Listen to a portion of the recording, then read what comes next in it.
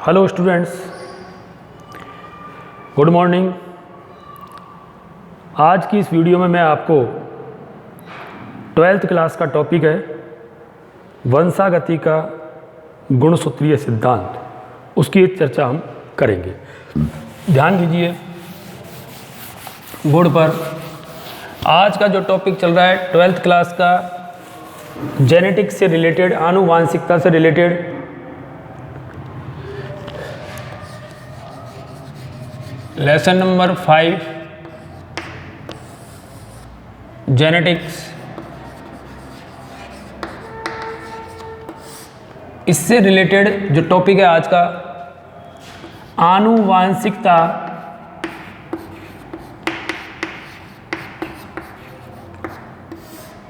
का गुणसूत्रीय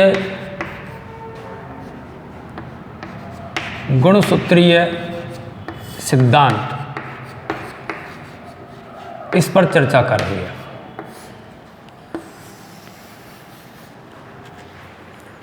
ठीक, आनुवांशिकता या वंशागति का गुणसूत्रीय सिद्धांत, क्रोमोसोमल थ्योरी ऑफ हेरिडिटी। इसका प्रतिपादन, इस सिद्धांत का प्रतिपादन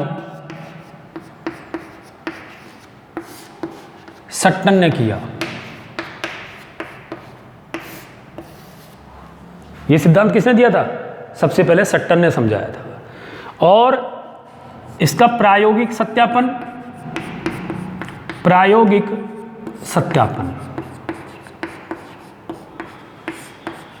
T.H.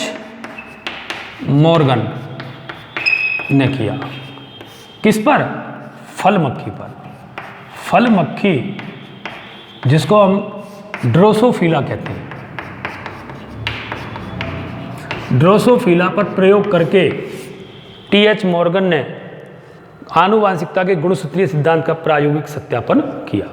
यह प्रश्न आया था अभी 2020 की जो नीट का एग्जाम था, 2020 का नीट के एग्जाम में यह प्रश्न पूछा था कि आनुवांशिकता के गुणसूत्रीय सिद्धांत का प्रायोगिक सत्यापन किसने किया।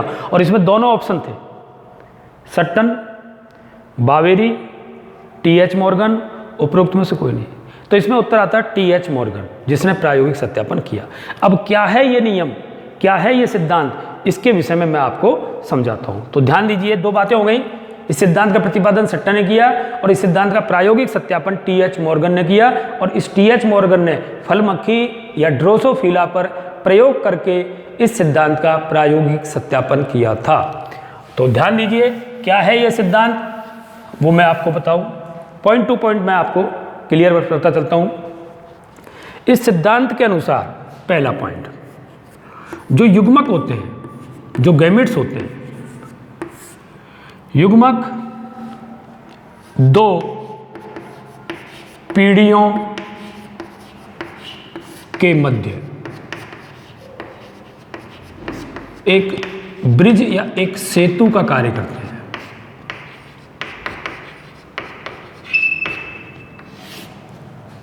एक पीढ़ी से दूसरी पीढ़ी के मध्य लक्षणों को पहुंचाने के लिए जो युग्मक है वो एक सेतु का कार्य करते हैं। ठीक है। दूसरा,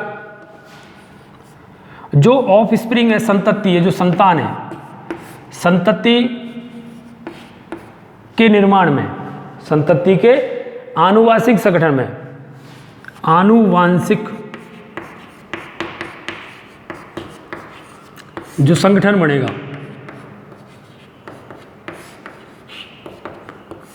संतति के आनुवांशिक संगठन में नर युग्मक और मादा युग्मक की समान भागीदारी होती है।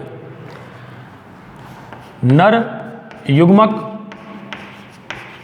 व मादा युग्मक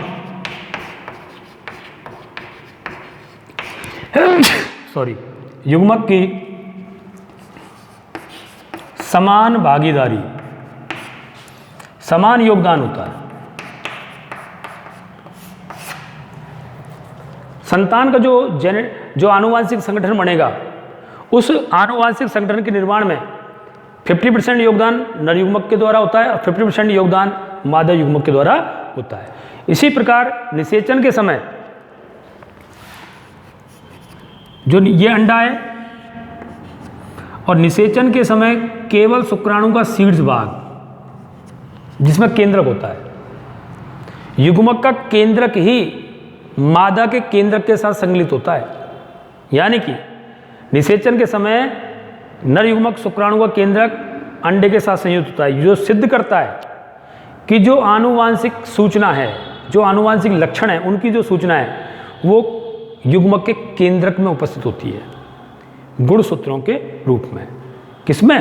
गुणसूत्रों के रूप में ये सूचना पाई जाती है। दूसरा, सट्टन ने बताया कि एक गुणसूत्र पर अनेक जीन पाए जाते हैं जो रेखिक क्रम में व्यवस्थित होते हैं। एक गुणसूत्र पर अनेक जीन पाए जाते हैं जो रेखिक क्रम में व्यवस्थित होते हैं। उन जीनों को मेंडेलियन कारक कहते हैं। क्या कहते हैं? मेंडेलियन कारक कहते हैं। तो दोबारा जान दो, पहली बात, युग्मक दो पीढ़ियों के मध्य सेतु का कार्य करता है। दूसरा, संतति का जो आनुवांशिक संगठन है उसमें नर युग्मक और मादा युग्मक की समान भागीदारी होती है। तीसरा है कि निषेचन के समय शुक्राणु का केंद्रक ही अंडे के साथ संयोजन करता है, अर्थात आनुवांशिक सूचनाएं युग्मक के केंद्रक में गुणसूत्रों के रूप में पाई जाती है। और ये बात बताए कि एक गुणसूत्र पर अनेक जीन पाए जाते हैं जिनको मेंडेलियन कारक कहते हैं। क्लियर? अब बात आती है एक नया टॉपिक कि कारक और जो गुणसूत्र हैं उनमें क्या समानता पाई जाती है, क्या अंतर पाए जाते हैं। समानांतरता, गुणसूत्र और कारकों में समांतरता। ध्यान दो, मैं एक टॉपिक अलग, ये तो गुणसूत्र सिद्धांत हो गया। अब इसी का दूसरा पॉइंट है कारक और गुणसूत्रों में, कारक व गुण सूत्रों में समानांतरता।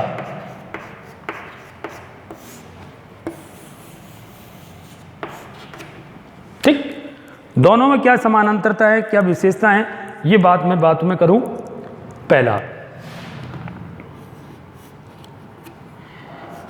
कारक व गुणसूत्र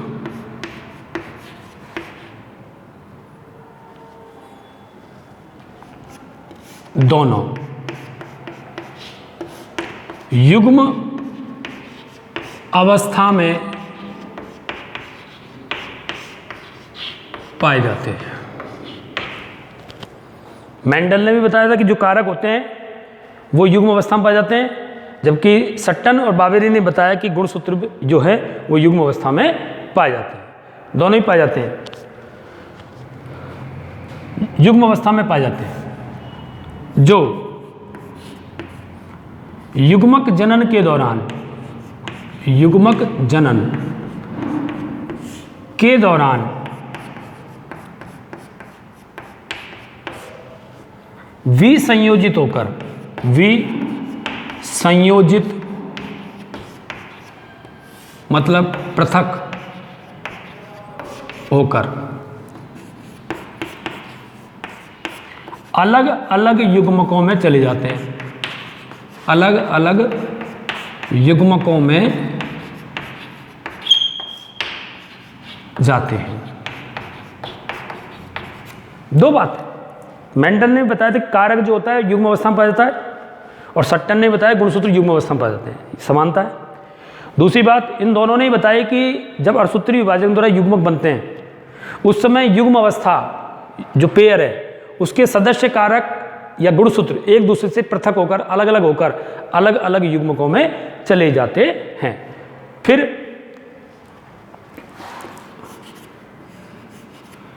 निषेचन के समय, निषेचन के समय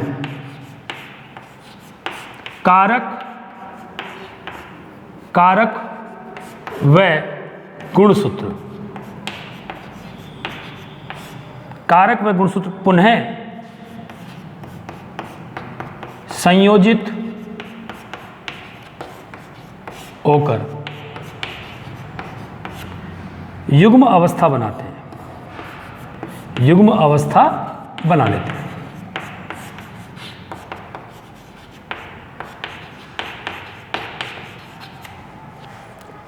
कारक और गुणसूत्र दोनों युग्म अवस्था में पाए जाते हैं, लेकिन अर्धसूत्रीय विभाजन के द्वारा युग्मक जनन के समय ये युग्म के दोनों सदस्य कारक एक दूसरे से विसंयोजित होकर पृथक होकर अलग अलग युग्मकों में चले जाते हैं और निषेचन के समय दोबारा ये अलग हुए युग्मक एक दूसरे के साथ जुड़कर संयोजित होकर दोबारा से युग्म अवस्था प्राप्त कर लेते हैं।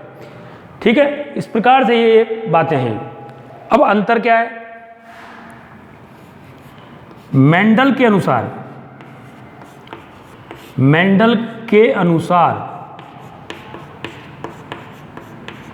कारक एक विविक्त इकाई है,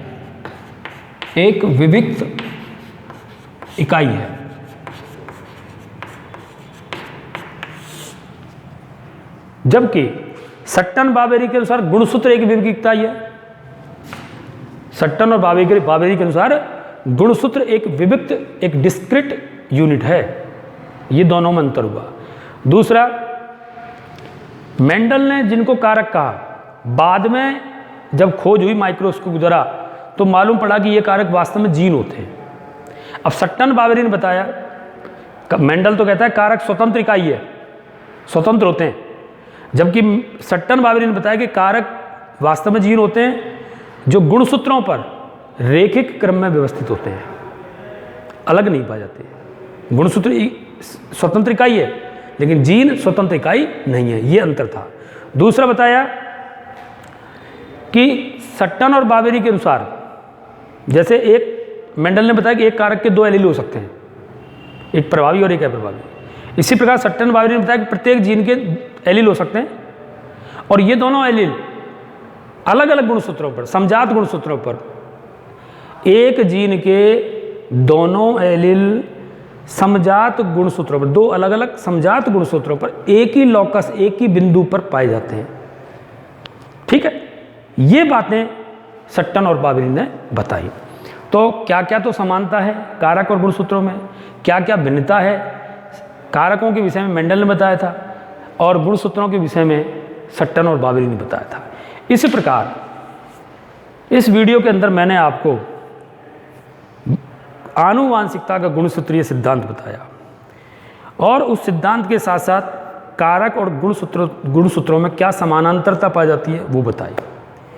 अब तीसरा जो टॉपिक मैं आपको लूँगा अगला, तो मेंडल ने जो तीसरा नियम दिया था स्वतंत्र अपव्यूहन का नियम, उसका अपवाद के रूप में हम पढ़ेंगे सहलग्नता, लिंकेज। सहलग्नता के विषय में मैं आपको अगली वीडियो में बताऊंगा।